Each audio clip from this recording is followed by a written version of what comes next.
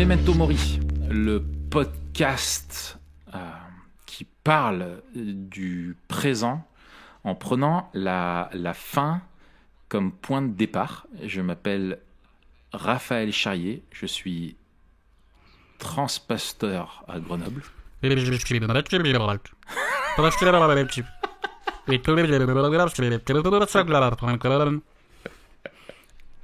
Non, fais ta voix d'homme. Ah. Ta voix de viril. La dernière fois, ça faisait une voix de robot. En vrai, tu cherchais une blague et moi, je l'ai trouvée. Oui, c'est ça. C'est exactement ça. J'étais la mince, j'ai pas pensé à une blague. Là, il faut qu'il y ait un truc qui vienne tout de suite. Et voilà. En plus, transpasteur, c'est. Ça me vient d'un épisode. Ce trick me vient d'un épisode de Big Bang Theory où je crois que. Attends, c'est qui? C'est Howard, ou un des gars qui imite. Mince, tu sais, celui qui est mort, c'était Hawkins. Oui, le scientifique. Ouais, c'est Hawkins qui est mort. Ça va me revenir son nom aussi. Hawkins. Ouais. Et il fait cette voix-là pour faire la voix de robot, là. Excellent. Donc voilà, t'as toute l'histoire. Ouais, c'est vrai que c'est marrant, quoi. D'accord, donc aujourd'hui, on va parler du transhumanisme. Terme barbare, s'il en est. Ça pourrait sembler être un sujet vraiment de niche, un truc hyper pour geek et en fait un phénomène qui est pas du tout, qui concerne vraiment pas tout le monde. Or, la philosophie, l'idée, la vision qu'il y a derrière le transhumanisme a un impact hyper important. Enfin, il y a des transhumanismes, mais qui ont en tout cas des impacts, des visions vraiment de l'évolution de l'homme, qui ont des impacts très concrets dans plein de différents domaines. Et en fait, moi, ce qui m'avait donné envie de faire cet épisode-là, c'est j'avais lu, j'aime beaucoup Dan Brown. Ouais. Je trouve que c'est un romancier extrêmement doué dans la narration, surtout pour savoir mêler le vrai du faux. Et il avait écrit Inferno, qui était vraiment sur, en gros, l'eugénisme, mais avec vraiment une bonne dose de transhumanisme dans ses personnages. Et là, il a écrit cette année, donc ça a été un gros best-seller que j'ai lu, Origine, qui est vraiment un bouquin qui fait l'apologie du transhumanisme et voilà, qui m'enseigne un futurologue qui disparaît et qui, avec le transhumanisme, a prédit la fin des religions.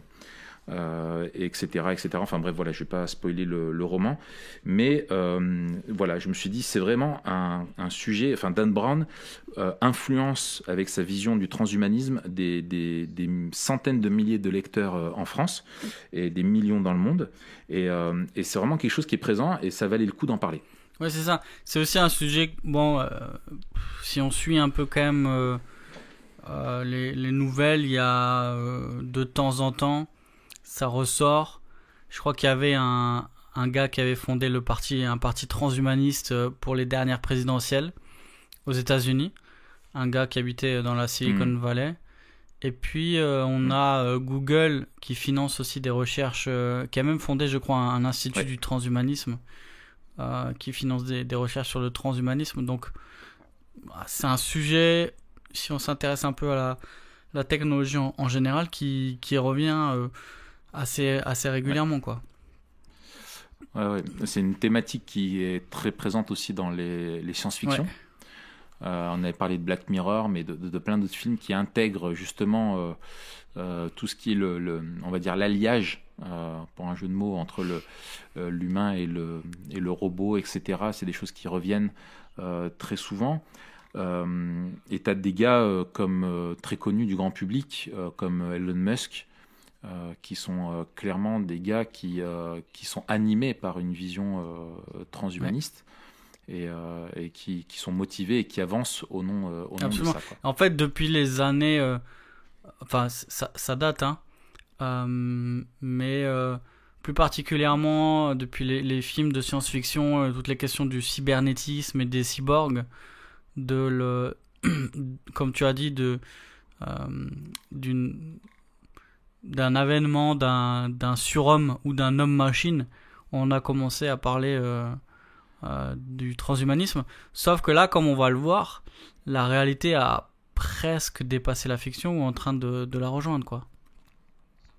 C'est ça. Et pendant un temps, c'était vraiment de la fiction, du fantasme, voilà. Mais en fait, ça s'avérait presque être prophétique parce que finalement, on y arrive et on vit aujourd'hui même une belle aube, hein, une aube déjà bien entamée du transhumanisme. Ouais, et puis tu as raison de souligner que ça dépasse la question technologique. Il y a bien sûr la question éthique, la question anthropologique et la question de la morale plus largement.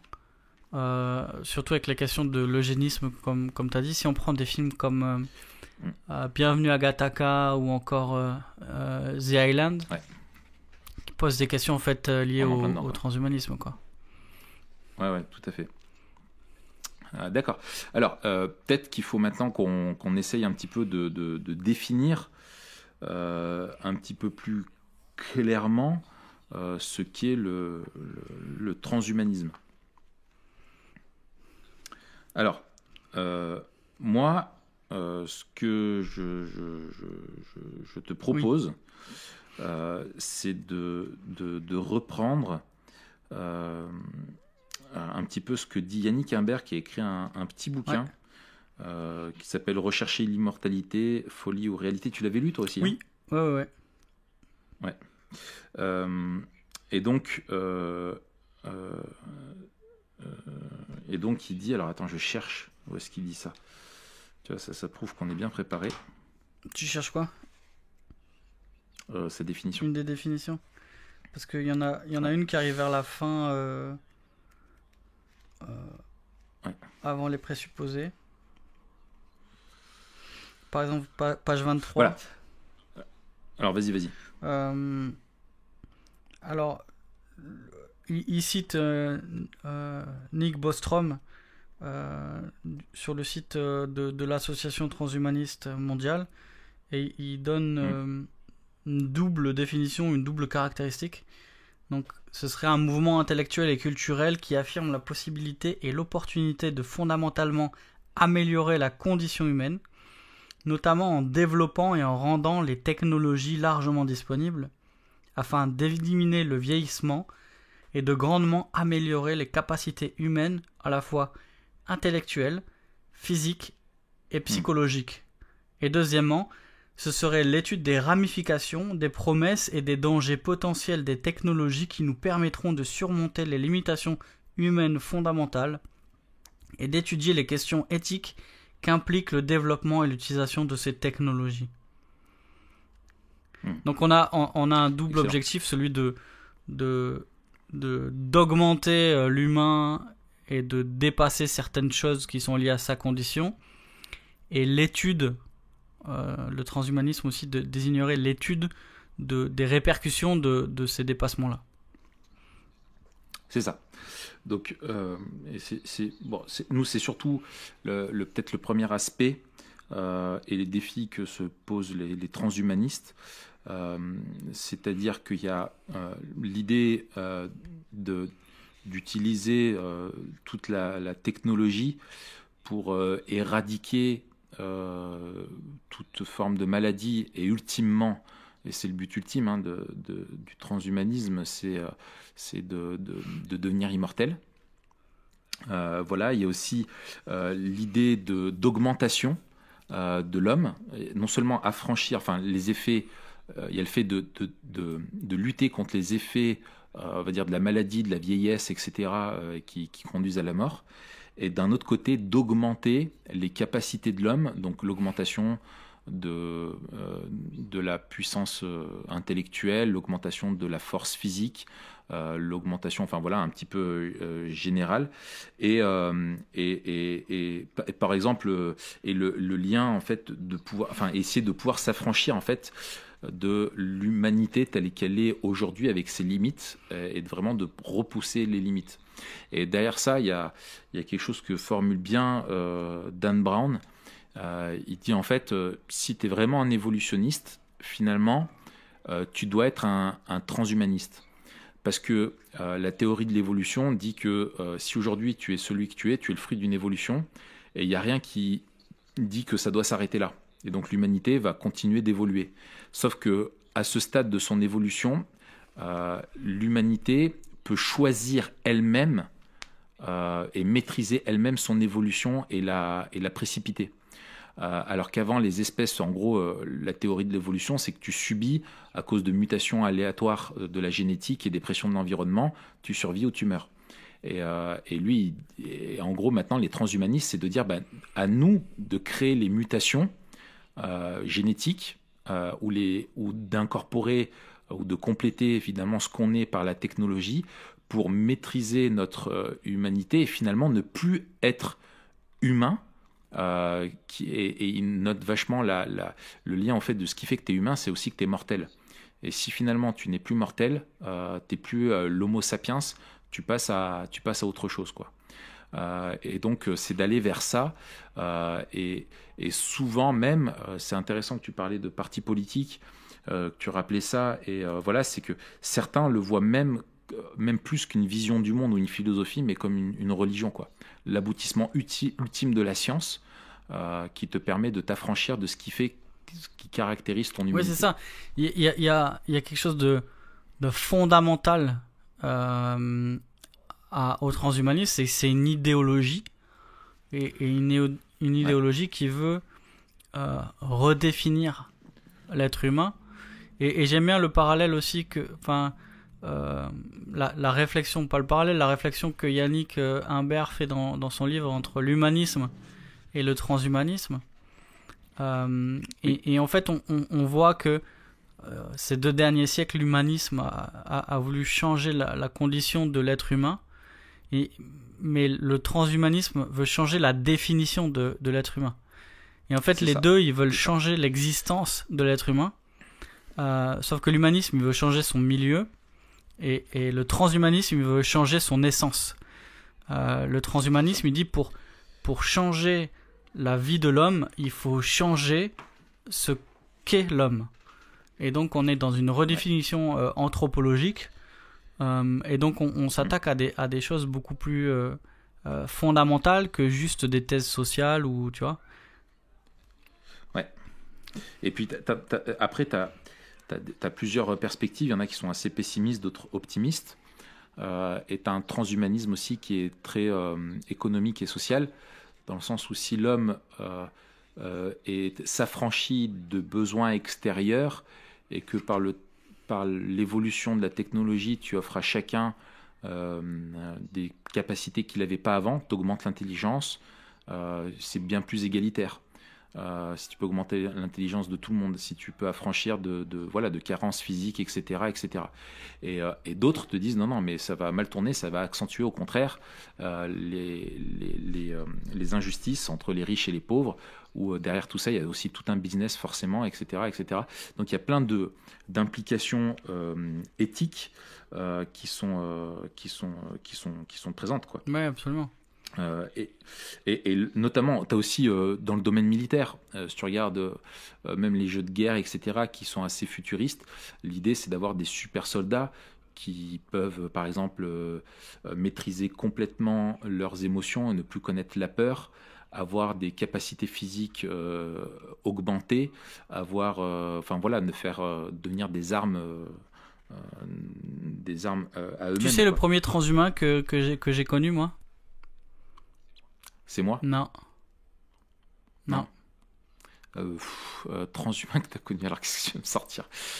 Vas-y. C'était une série américaine quand j'étais... L'homme qui valait 3 milliards? Non. C'était... Et puis là, j'ai un trou, en fait, Animal.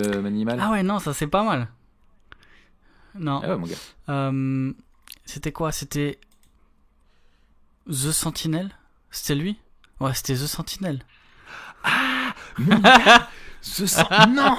Oh, mais là, tu me renvoies hyper loin. C'est The Sentinel avec ses sens, sa vue de ses yeux de lynx, etc. Mais grave. Je crois que c'est lui, hein. C'est Non. lui, hein. Qui pouvait sentir, Ouais. là. Après, Bah, attends, t'avais moi, j'en ai un autre. t'avais des zooms de malade sur une espèce de micro-graines de piment sur la moquette. Ouais. Mais The Sentinelle. Oh purée, M6. M6, bien sûr. C'était Bah, M6. toutes les bonnes Ouais. séries étaient sur M6. Enfin, on avait Ouais, grave. Et, on avait que ces ouais. chaînes, de toute façon, donc... Ouais, moi je pense à Robocop. Ouais. Cyborg, ah si. Si, c'est transhumain. C'est transhumain. C'est transhumain, c'est transhumance. Alors, j'ai oublié Ouais. de quoi on parlait. Mais par exemple, t'as plein d'exemples. Je pense que c'est pas mal si on donne un peu des images, tu vois. Mais tous les films où tu as l'idée de dire, par exemple, de pouvoir changer de corps, tu sais, ou quand ton corps devient trop vieux, ou etc., de pouvoir transférer ton Oui. âme. Tu vois, cette remise en question de la distinction, tu vois, corps et Ouais. âme, c'est vraiment dedans, tu vois. L'effet de d'augmenter tes capacités sensorielles, tes capacités, l'idée de Spider-Man. pouvoir ouais, voilà, exactement. L'idée de pouvoir aussi se choisir par la technologie à quoi est-ce que tu veux que tes enfants ressemblent. Et ça rejoint la question de l'eugénisme aussi. Enfin voilà, c'est toutes ces choses-là qui sont un petit peu présentes dans le transhumanisme. Absolument. Ouais. Il y a juste, tu vois, à un moment donné, alors c'est marrant parce que dans son livre Origine, en gros, tu as un futurologue qui a créé un ordinateur qui est hyper puissant. Et donc, l'ordinateur qui parle, cette intelligence artificielle, et qui dit en gros que le rêve du fameux futurologue, qui est un des héros là, du film, plutôt la victime, il dit qu'il ne voulait pas détruire la religion, mais en créer une nouvelle fondée sur la science, une foi qui unirait les peuples au lieu de les diviser. S'il parvenait à convaincre les gens de vénérer la nature et ses lois, toutes les civilisations célébreraient la même création, avec un C majuscule, au lieu de se battre pour faire triompher l'un ou l'autre de leurs vieux mythes. Et c'est là vraiment où on voit Dan Brown, lui, là, il présente une vision très idéaliste et très positive du transhumanisme, et beaucoup de ceux qui s'investissent là-dedans finalement aspirent à ça, à l'augmentation de l'être humain et l'affranchissement de ses limites. Ouais. Qu'est-ce que ça révèle, le transhumanisme finalement, des aspirations de l'homme?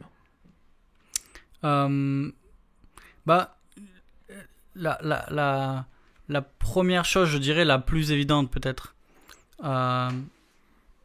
c'est que alors d'un point de vue d'une perspective bien sûr biblique, hein, c'est que le transhumanisme veut répondre au problème du péché. Au problème du péché ou des effets du péché? Les deux, en fait. Des effets du péché plus particulièrement, t'as raison. Mais c'est vrai que quand je dis du péché, je pensais aux effets. À savoir, mais pas que d'ailleurs. Mais on va y revenir. Les effets du péché, oui, pas que, la maladie et la mort.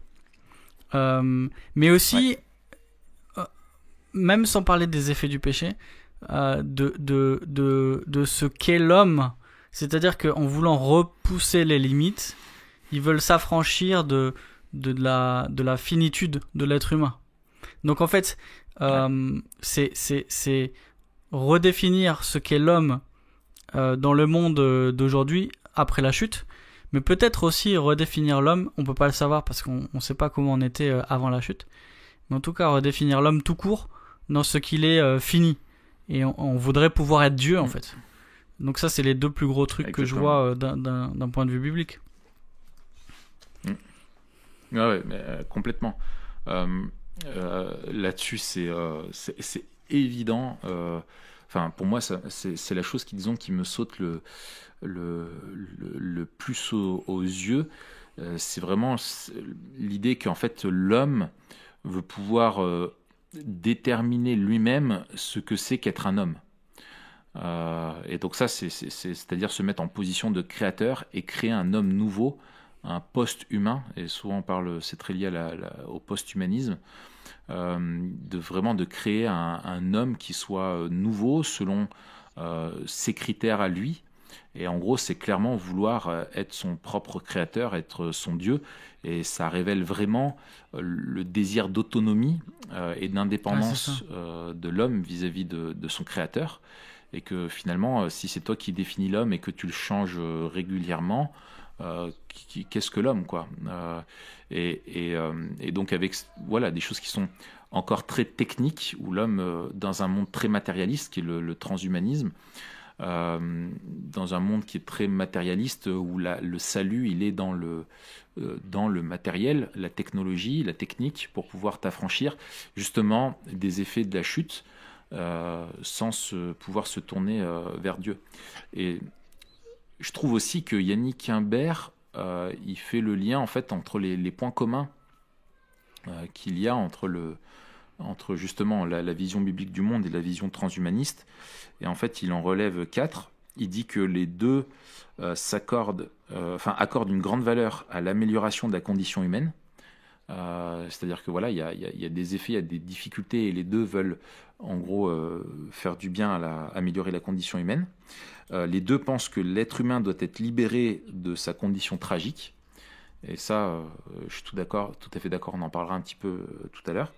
Et que la mort est vraiment l'ultime ennemi à combattre.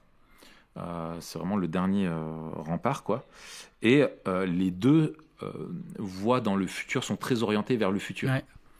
Et nous, orientés vers un futur qui est orienté vers la personne de Dieu, et eux qui est très sur les capacités humaines, quoi. Ouais, c'est ça. Ce sera intéressant de voir quand on parlera de la dernière question, Memento Mori, la visée eschatologique du transhumanisme, quoi. Ouais, c'est ça. C'est ça. D'accord. Alors, bon, comment est-ce que la vision biblique du monde, elle répond au transhumanisme et ses présupposés? Mais tu vois, premièrement, c'est ce qu'on a dit dans l'épisode sur la création, là, dans nos 4 épisodes sur la vision biblique du monde, c'est que l'homme, il est créé pour vivre coram Deo, il est créé pour vivre devant Dieu, en rapport, en alliance avec Dieu. Et on sait que c'était la citation d'Augustin, que mon cœur ne trouvera de repos que lorsqu'il se reposera en toi. Et tant que l'homme n'est pas réconcilié avec Dieu, son cœur sera sans repos. Et en fait, les aspirations de dépasser... En fait, les transhumains, ils recherchent le bonheur, comme tous les hommes, comme dirait Pascal. Ouais. Et en fait, ils pensent que le bonheur, ce serait d'échapper à la mort et de pouvoir redéfinir eux-mêmes ce qu'est l'être humain. Mais d'un point de vue biblique, on sait très bien que malgré tous les moyens qu'on veut employer, sans Dieu, on ne pourra pas trouver ni un sens à notre vie, ni le bonheur. Et on le voit à des échelles plus petites, c'est-à-dire que les personnes qui recherchent le bonheur par la modification de ce qu'ils ont ou de ce qu'ils sont, ça mène toujours au désespoir. Et en fait, on voit des gens qui pensaient trouver leur bonheur dans l'accomplissement physique ou le corps parfait ou le plus d'argent, le plus de possessions, ils sont toujours déçus. Et en fait, on sait, nous qui avions la parole de Dieu, que même si l'homme échappait aux limites et s'il arrivait à réaliser ses rêves en termes de capacité, il serait toujours pas heureux parce qu'il serait encore sans Dieu. Donc ça, c'est le premier point, quoi. Excellent. Ouais, excellent. Je suis complètement d'accord. C'est très pertinent. Et alors, sur cette question justement de la vision biblique du monde, on est d'accord, et c'est ce que tu disais déjà tout à l'heure, que le transhumanisme est finalement un aveu que le monde n'est pas tel qu'il devrait être, puisqu'il y a ce refus-là de la mort, et cette aspiration à la vie éternelle, qui est vraiment ancrée en nous, parce que c'est ce pourquoi on a été créé à la base. s'il n'y avait pas cette vision de la mort comme étant une anomalie, il tenterait pas d'y remédier, quoi. Tu vois, si la mort elle est normale, finalement, elle est là. Le problème, la limite qu'il y a, c'est que la mort, finalement, le transhumanisme ne donne pas de sens à la mort. Et on est dans une société qui a perdu le sens de la mort, puisque c'est une société qui a aussi rejeté Dieu, dans une vision du monde qui est vraiment athée d'une manière générale. Et c'est là où tu vois, où avant les gens vivaient avec finalement la mort au quotidien. Aujourd'hui, la mort est quelque chose qui est devenu un peu une notion abstraite dans notre société. Qui est devenu et du coup quelque chose qu'on veut mettre de côté et un problème qu'on veut résoudre parmi les autres, mais sans pourtant chercher à en comprendre vraiment quel est le sens. On voit ça simplement comme quelque chose qui t'empêche de vivre éternellement, mais est-ce qu'elle a un sens, quoi? Est-ce que le fait que tu sois mortel te dit quelque chose de ta condition et de qui tu es dans ton être même et de la nature du monde qui t'entoure? Ça là-dessus, c'est quelque chose où la vision biblique du monde, elle répond et nous dit que la mort a un rôle essentiel, et ça, bon, on l'a largement développé, on va pas revenir là-dessus. Et ce que je trouve aussi fou, c'est encore, moi, c'est que finalement sur l'aboutissement, oui, aussi la vision biblique du monde rejoint celle du transhumanisme sur certains points, sur le fait que, en gros, d'être affranchi des souffrances, de ne plus avoir affaire à la mort et d'être dans un futur, des perspectives qui sont heureuses pour l'éternité, elle est bien, mais le transhumanisme met tout son espoir dans l'humain. Justement, c'est là où tu disais que c'était le lien avec l'humanisme et dans la technique, et dans une solution qui est uniquement que technique. Et n'oublie pas que finalement, l'humain, tu peux l'améliorer, mais tu peux pas le transformer.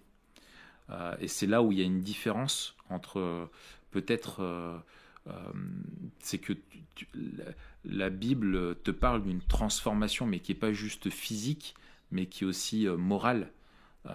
Une transformation qui est aussi spirituelle et qui n'est pas juste une question de capacité de ce que tu peux faire et de limitation. Ouais, c'est ça. Et juste pour rebondir sur ton premier point, il y a cette citation que j'avais trouvé bien de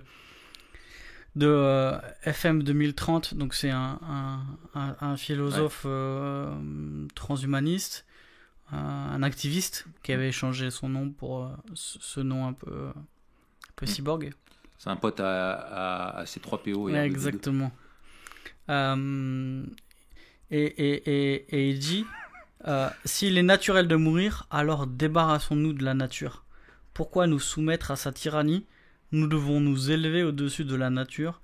Nous devons refuser de mourir. Et il a quelque chose de juste et de faux, dans le sens où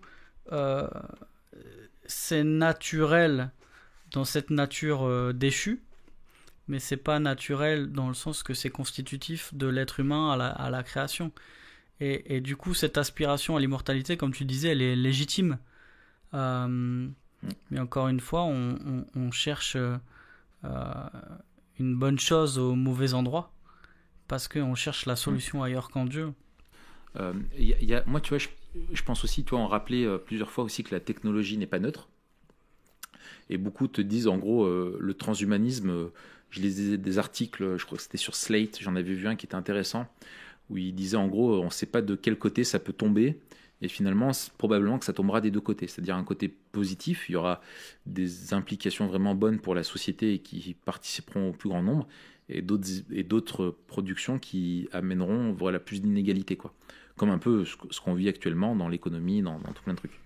Mais si l'homme arrive à se faire évoluer lui-même, enfin à changer ce qui fait qu'il est humain, à s'affranchir de ses capacités, etc., là aujourd'hui on réfléchit à ça, mais en se prenant nous comme point de départ sur la vision du monde. Mais comment est-ce que sera l'homme? Est-ce qu'il pensera les inégalités? Est-ce qu'il pensera à son prochain, aux autres, etc. de la même façon quand il sera, je sais pas, affranchi, ou que tu arrives à vivre 200 ans, au lieu de 100 ans.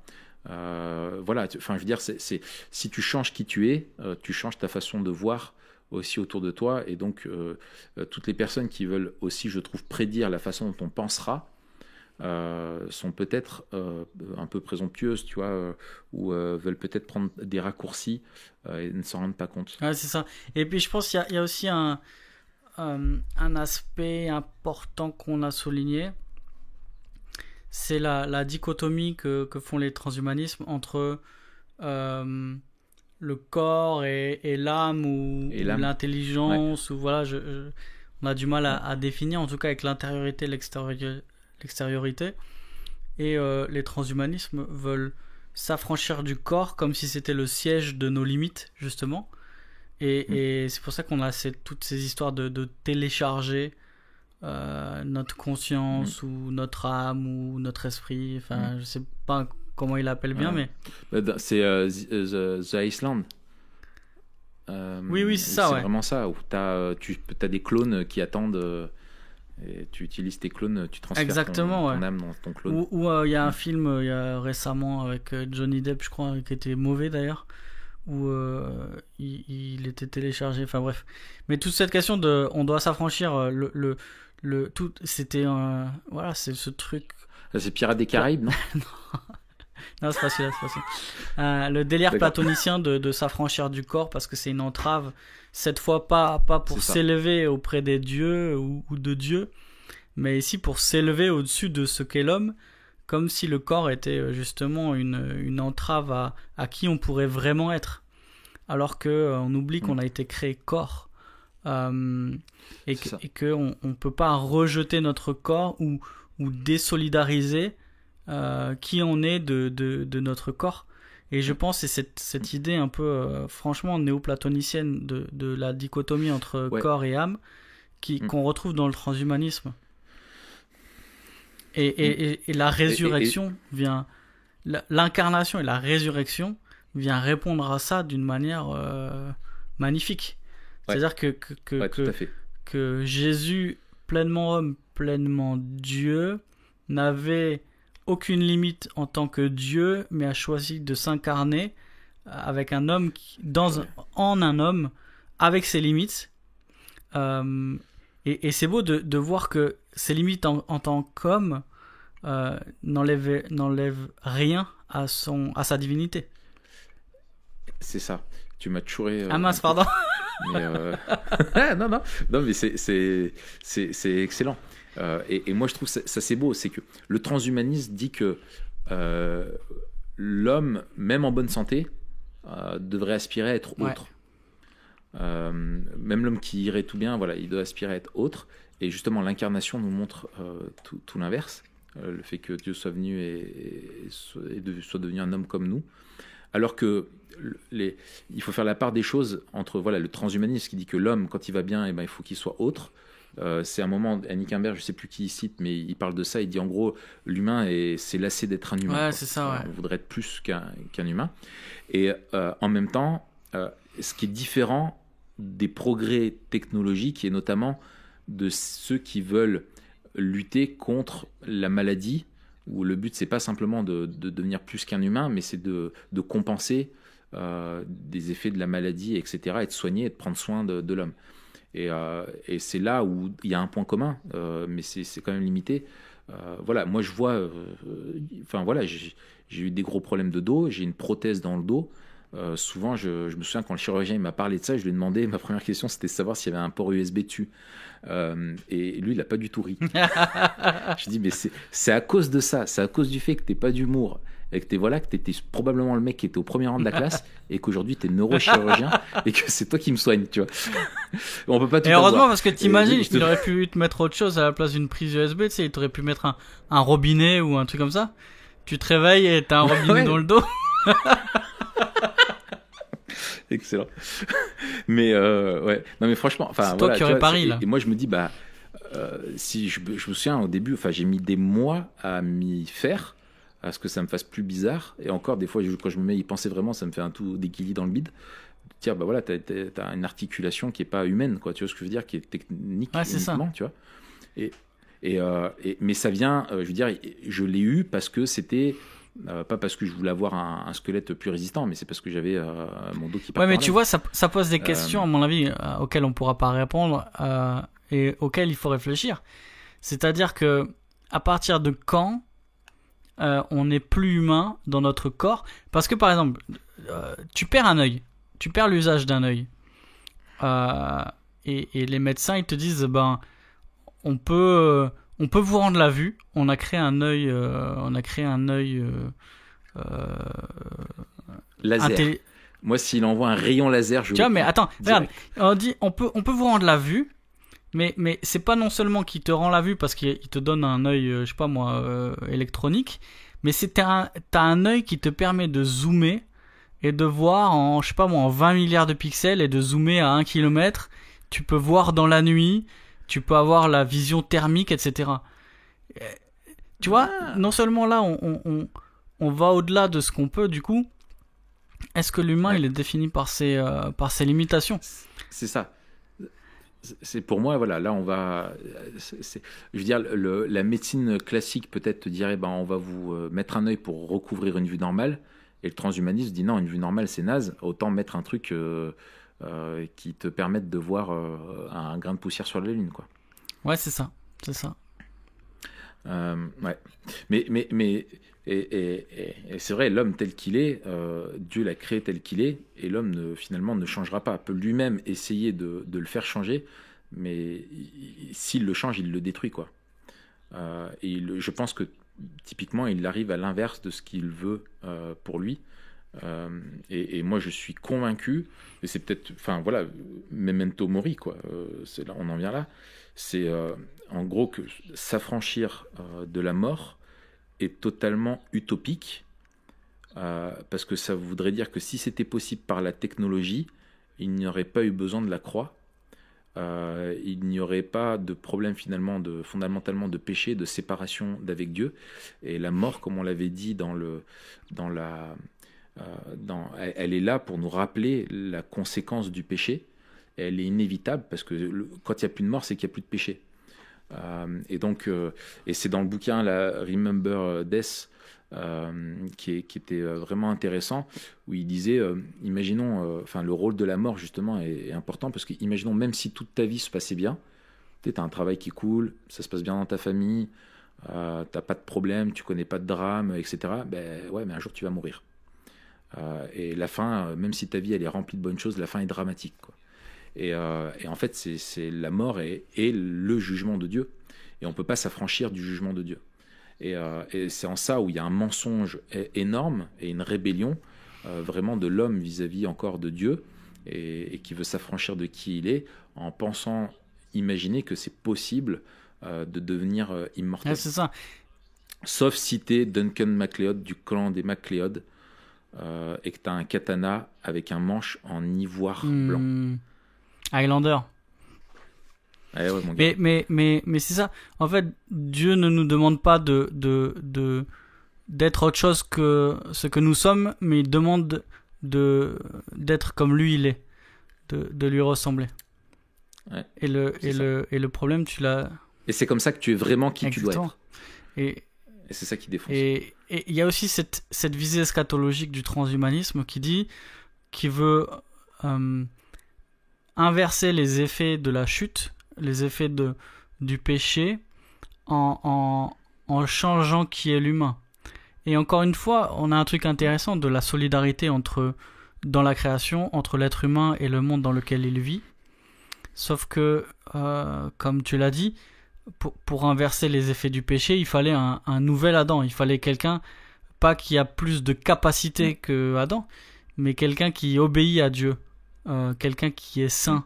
Et encore une fois, c'est devant Dieu, et c'est le problème du péché qu'il a fallu régler pour que à la croix Christ œuvre pour la restauration. Et je vous renvoie au podcast sur le dernier podcast qu'on a publié il y a 2 semaines sur la restauration, le dernier volet de nos épisodes sur la vision biblique du monde. Dire ça, c'est en vertu de l'œuvre de la croix, pas en vertu de qui nous sommes, mais en vertu de qui Christ est. Et donc, notre salut, encore une fois, il est en Christ, et en dehors de lui, c'est terrible, c'est la désolation, parce que quelles que soient nos capacités, on ne pourra jamais régler ce qui a été déréglé. Et c'est ça qui est merveilleux avec la grâce, c'est que Dieu nous offre ce qu'on ne peut pas produire nous-mêmes. Et l'homme aspire justement à l'éternité, à ne plus avoir de souffrance, voilà. Et Dieu dit, moi ça, je vous envoie mon fils afin que vous ayez la vie éternelle. Et finalement, quand tu vois la débauche d'énergie, etc., à quoi on aspire pour pouvoir s'affranchir de ça alors qu'on n'y arrivera pas par la voie humaine, et il n'y a que Dieu qui peut nous affranchir de la mort. Et c'est ça qui est merveilleux, c'est que ça ne s'arrête pas là, c'est qu'en plus il le veut. Et il nous invite à tous à nous tourner vers lui et dire, voilà, je reconnais que ma mort, ma condition humaine, l'humanité telle que je la vis, elle n'est pas telle qu'elle devrait être, et ça, c'est à cause de moi. Avant tout, c'est à cause de mon péché, c'est à cause de ma condition, et j'ai besoin d'être délivré finalement de quelque chose de bien plus fondamental, pas juste des effets du mal sur moi, mais de moi-même, quoi. J'ai besoin d'être délivré de moi-même et d'avoir une nouvelle identité. Et finalement, cette nouvelle identité, elle n'est pas affranchie de limites physiques, mais elle est glorifiée, elle est restaurée, elle est incorruptible, elle est éternelle, et on sera pleinement satisfait de notre humanité dans l'éternité, parce qu'on ne sait pas ce que c'est finalement qu'être humain totalement. Parce que le péché vient altérer finalement et corrompre notre humanité. Et en fait, les transhumanistes ont ça, c'est qu'ils pensent qu'ils sont lassés d'être humains. Mais en fait, l'homme ne peut pas être lassé d'être homme, il est lassé d'être un homme déchu, quoi. C'est ça. Et c'est ça en fait qu'on oublie. C'est ça, ouais. Non, c'est la beauté vraiment de l'évangile et de l'humiliation de Christ, où Dieu ne nous demande pas de nous élever à qui il est, mais c'est lui qui s'est abaissé à qui nous sommes, et c'est magnifique. C'est merveilleux. Ouais, c'est merveilleux. C'est merveilleux. Voilà. Raph, je sais que t'es triste parce que ça dure pas aussi longtemps que d'habitude, mais je dois filer tel Flash Gordon. Flash Gordon, waouh, ouais. Pas mal. Écoute, ou l'homme qui va aller à 3 milliards. Tu sais le transhumain que j'aime bien, moi. Hulk. L'incroyable Hulk. Ouais. Je crois que c'est un de mes préférés, sauf que non. Il peut pas maîtriser comme il veut. T'aimerais qu'il puisse l'utiliser quand il veut. Ouais, c'est ça. En fait, c'est quand il est vénère, c'est vraiment le pire, quoi. C'est vraiment le péché. Tiens, faudrait faire un épisode là-dessus. Ouais, c'est la colère, quoi. Ouais. C'est la puissance. Enfin bref. Merci Raph. De quoi parle-t-on la semaine prochaine ? La semaine prochaine, on va parler, je crois, de Into the Wild. Ah, on parle de Into the Wild la semaine prochaine. Je pense, ouais. Et c'est une bonne idée. Ouais. Et on vous invite à le regarder si vous l'avez pas vu. Ouais, ça c'est une bonne idée aussi. Je crois qu'il est sur Netflix pour ceux qui ont Netflix. Oui, il est sur Netflix. Je l'ai regardé il y a je l'avais jamais regardé. Ah, tu l'avais jamais vu ? Et je l'ai vu pour la première fois. Attends, ouais, c'est l'avantage quand t'es malade. Du coup, je me suis dit, allez, si je me mets un film. Et j'ai vu Into the Wild et je me suis dit, ça, c'est Memento Mori, ça. Direct. Excellent. Ok, et on vous donne rendez-vous la semaine prochaine. Et puis, si vous l'avez pas écouté aussi, écoutez nos épisodes sur comment interpréter les films. Ou je sais plus comment il s'appelle le truc, mais on va le mettre en description. Ouais, voilà. Très bien. Eh ben, Mathieu, je te laisse mettre 5 étoiles. Oui, parce que si tu mets 5 étoiles, t'as un 6e doigt qui pousse à chaque main. Tu reçois par la poste un œil bionique. Tu reçois par là au frais de Raph. Au frais de Raph, voilà, exactement. Je t'offre ça, un œil de lynx qui tire des rayons laser, qui crache de la fumée pour pouvoir disparaître tel un ninja. Et j'allais dire, il faudrait qu'on fasse un truc sur Batman, mais on l'a déjà fait. Ouais, on l'a déjà fait. Trop cool, Batman. On trouvera d'autres trucs. Hein. Ouais. Mais Hulk, pourquoi pas. J'ai peur que ça soit pas assez. Non, mais faut pas faire l'équipe, Hulk, faut faire les. Parce que moi j'ai un Hulk en moi. Faut faire un paquet, tu vois. Genre, faudra faire un truc sur les Avengers, sur. Tu vois. L'univers de Marvel. Ouais. Ok, Raph, je dois filer. L'eschatologie selon Allez, Marvel. bye. La mervelogie. Allez, salut Mathieu.